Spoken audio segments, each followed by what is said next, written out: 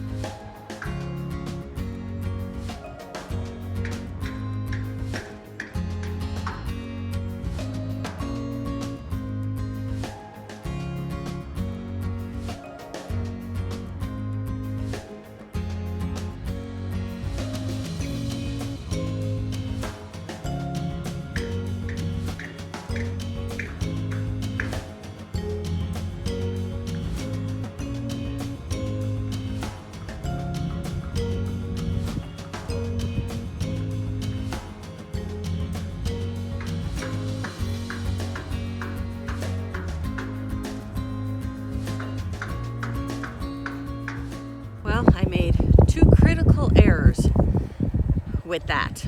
One, I did not bring a hair tie, and I'm usually better at that than when I move water, but it was not blowing at the house or at the barn, so I wasn't thinking it was even remotely windy out here, and it's barely blowing, but it's enough to make my hair be an issue trying to get that off. My second mistake was letting my husband put it on. He put it on upside down. So the bottom where it connects was on the bottom instead of one of the sides, which is where I prefer to have it, because then I have more swing to be able to like break it apart. Wasn't happening. My camera unfortunately shut off, but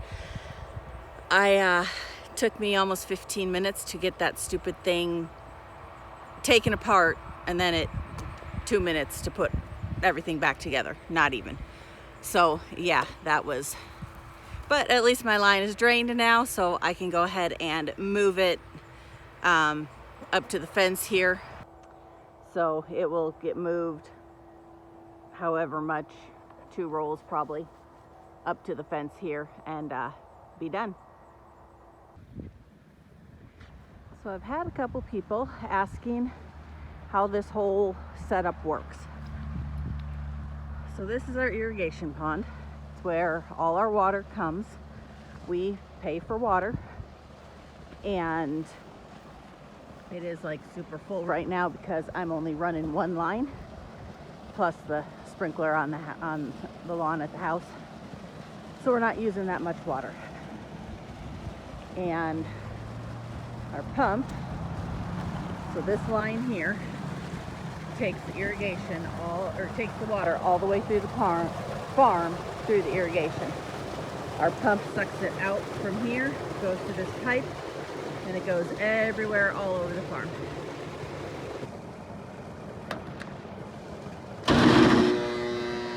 So we get so many shares of water per acre. And I want to say it's like 1 share per acre. I will have to double check with my husband. I can't remember. And then each share is so many inches or cubic inches, or again, I will have to double check with him. He headed to Stack today, so he is not home, which means I get the day to myself, which probably means doing laundry. But yeah, so the water will go through all the pipes through the farm. And we have, so this right here, I'm not great on the whole terminology, but that's the riser head, and then the riser is underneath in the ground, which connects to the piping that goes to that big pipe back by the pond. And then we connect a hose to here, open up this valve, and then the water shoots up and into the pipes, into the hose, and that is what gives us water on our fields through the wheel lines.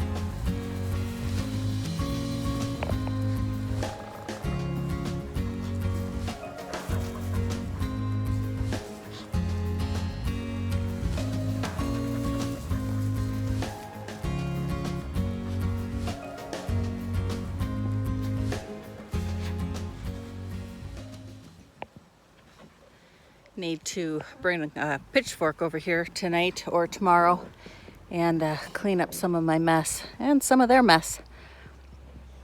It is good to see though that they actually have some left in their bunks when I feed in the morning.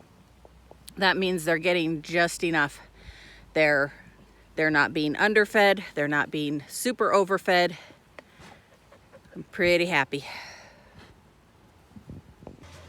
All right, water is done, and I just heard the swather start up, so hay is going down.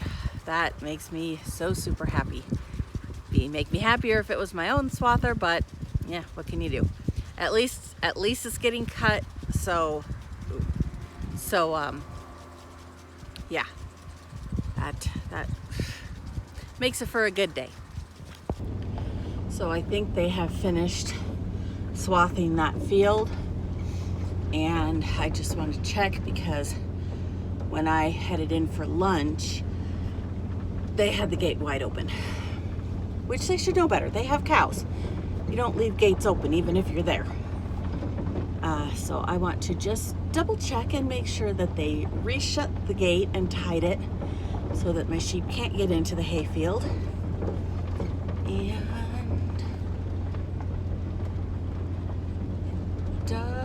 look like they tied part of it. So let's go fix that. Okay. Got that fixed. And I don't see the swather, so they may have got it all done in one day. That would be awesome.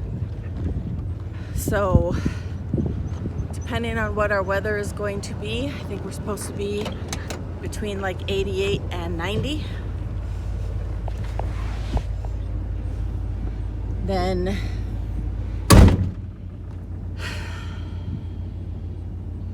sometime next week. Let's see, today's Saturday, so figure 5 days. Sunday, Monday, Tuesday, Wednesday, so Thursday next week maybe? Thursday would be a good day to do hay. So now I have to make sure I have twine and fuel. 2 most important things. That's always a nice sign.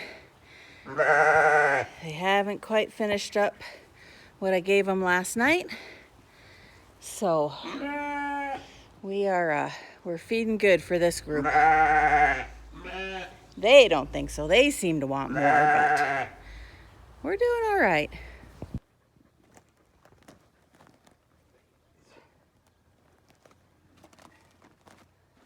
So are we putting this all the way to the ground? Or are we leaving it up some and then putting... No, we'll put it all over the ground. Okay.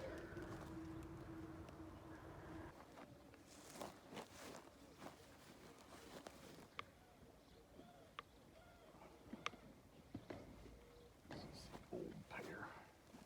Oh, I thought it was the good pear.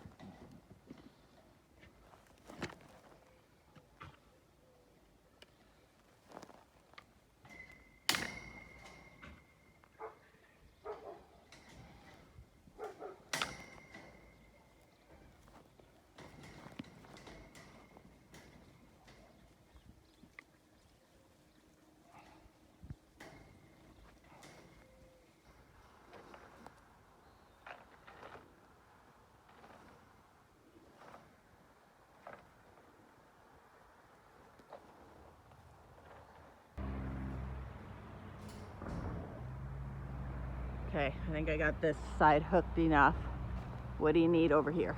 I need probably for you to push in on the big wire. Push in on the, ooh. Like that for a second. Okay, don't hit anything.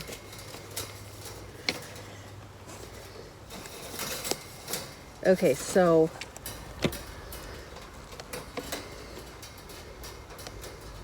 help me explain the irrigation.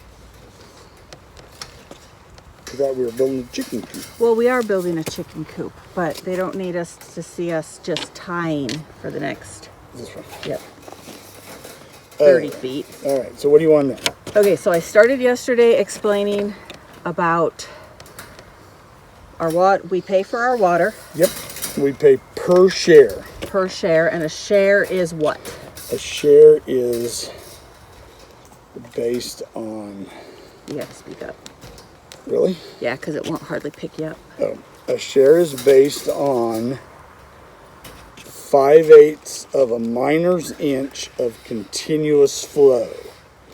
Not all districts are that way. Some districts are on acre feet of summer usage and a couple other different ways of measuring, but our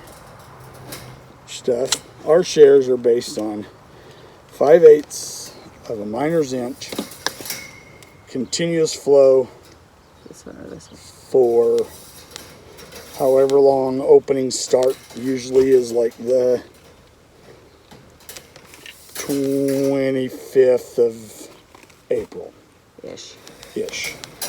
Plus or minus a few days on that end. Plus or minus a few days on the October 10th close. If we have good years, they start us out at 3/4 of an inch because we get some river flow on top of our normal shares. And our water comes from a reservoir probably 200 and it goes through a bunch of different reservoirs to get here, but the actual storage is the Palisades. Palisades Reservoir is technically on the Wyoming-Idaho border. So that's what we have. Good years, they start us out at 3/4. Did I say that? Yep. Bad years, they cut us back to half-inch. Half-inch. Sometimes they have to shorten us up even more on the tail end, like in October. But we are based on continuous flow all day, every day. Okay, so the water comes from the canal, Yes. goes into our pond, Yes, it's measured at a head gate for that continuous flow so that we get so many cubic feet per minute all the time. So when you design your pump, like ours, it's pumped, you're designing it to pump that many inches continuously. So you don't have to oversize your pump for big days and undersize your pump for little days. Okay, so ours goes to the pond. The pump pumps it through our irrigation system. Yep. Which is that pumps it into the main line. in the main line, which is that rusted pipe. And then it goes into plastic underground. Oh, it does. Yeah, those risers that you're screwing back in Go into plastic. they go into a metal saddle that's on top of the plastic. Oh, okay. So, but yes, it's like, for the most part, most of it is 8-inch pipe, Okay. which is plastic iron pipe size, Okay. PIP. And then we push at about 80 pounds of pressure at the pump in order to get 60 pounds, because by the time it leaves this pond or pump and gets clear out back, it's traveled about 3/4 of a mile. So the restriction and the whatnot makes pressure drop off. Then by the time it gets to the end of a wheel line, it's probably sitting clear down around 50, 45 probably. 50, it should be at 50. Okay. So yep, And then it comes out the riser, goes into the hose. and into the Into the wheel wheel line, line, out the birdie, unless a fish gets stuck in its way. Remind me. And then my wife comes home smelling like dead fish because she's been digging them out. Daily. Not just every now and then. Daily. So we need to find the screens that go in the hoses. Yeah, I know there was one on the north side, but I don't know if where it even is.